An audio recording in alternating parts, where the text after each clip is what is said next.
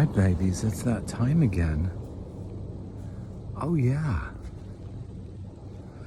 We are in, where are we? We are in 1 Corinthians 8. And it's not really much there. Paul's talking about people eating food that's dedicated to idols. And he basically says,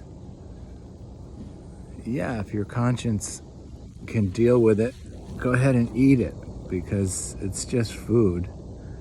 But don't do it in front of somebody who maybe won't understand and might think that you're associating with idolatry, or they might feel your message is to be freer with your behavior than maybe is conducive to intimacy with the Spirit of God. That's pretty much it. There are some little tidbits, though, in there that we could talk about. One is, it was I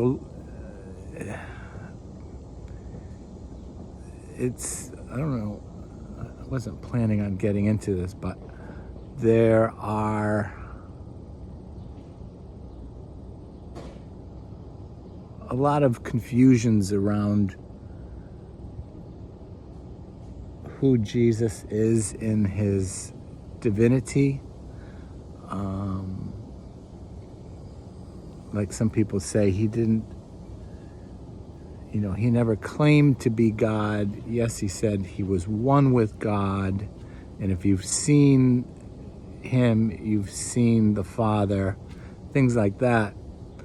But the reason I'm bringing it up is in this chapter in 1 Corinthians 8, as well as in many other chapters in the Bible,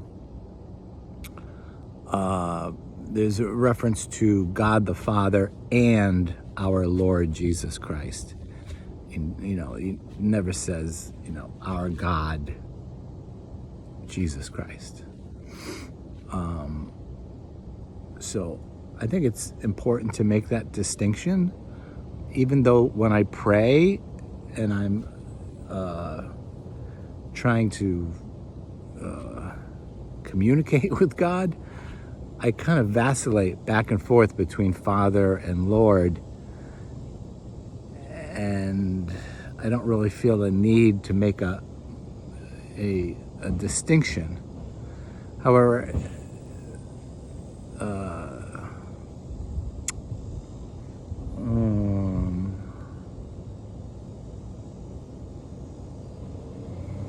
I think it's important when you're studying the Bible to see, Jesus had to pray to somebody. He wasn't, he's not completely God in himself because he was killed. Somebody had to raise him. So, yeah, it's a little confusing, and I don't really want to spend a lot of time on it.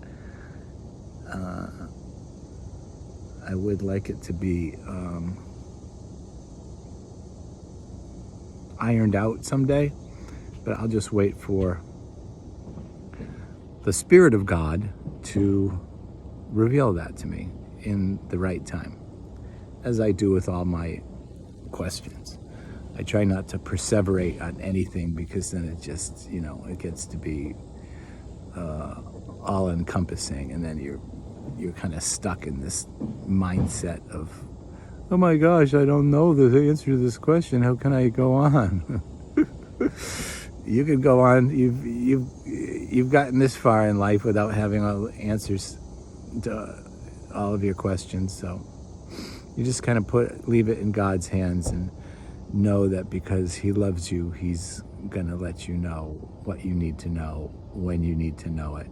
And as often as you stay firm on that, then that'll work for you, because it'll not only help you stay in peace, but it honors him for who he is.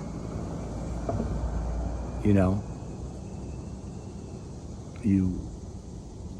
when you trust God to take care of you because he's demonstrated enough to you that he loves you and he's going to care for you, then when you honor him that way, that kind of is sort of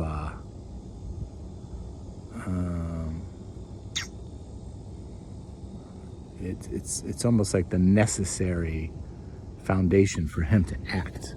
Yes, he could act in trying to get out of the sun a little bit so my phone doesn't freak out.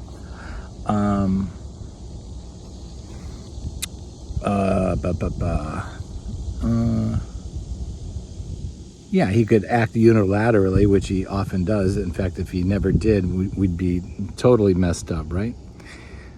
But when you grow in maturity in your relationship with him,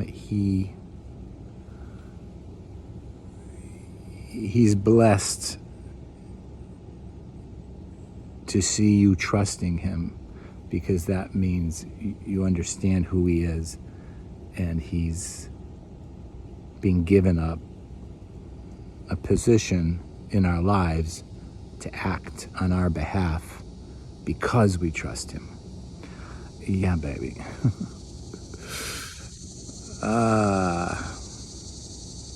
So what else is in there? Any other little tidbits?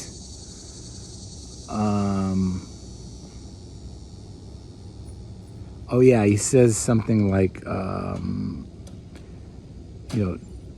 knowledge is, puffs people up. You feel like proud of yourself if you feel like you know something. And then he says, well, if you feel like you know something, then you don't know the way you should know, which is basically, you don't want to do that. You don't want to think, because you know something that now puts you above other people, right? Because there's always something that you don't know, like we just talked about, those things that we have to put in his hands to explain to us and help us understand at a later time. And then he says, but love edifies. Oh yeah, baby. In fact, those of you who listen to my teachings, you know that I frequently put love before just about anything. In fact, it's one of the 3 pillars of active faith that moves the hand of God, so to speak. And by that I mean when you trust God and you obey him, things that you think he is wanting you to do, like, hey, maybe you shouldn't do such and such a thing, or hey, you know what, you should probably do this other thing. When we obey those things and then express our love for God in our service to each other by helping each other take those next best steps of growth for each of us individually, those 3 things, trusting, obeying, and loving, those are the foundation for a vibrant life in Jesus.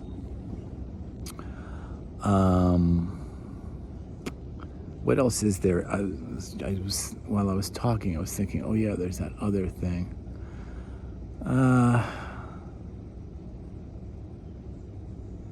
And just living a life of rest, just being joyful that you're known, you're loved, you've been saved by Jesus, meaning he saved you from yourself and given you access to everything that you spiritually need to be successful in this world, so that you can bear his very likeness in this world. That's something to be thankful for and joyful for, and you can live so that God's joy is full. Oh yeah, babe.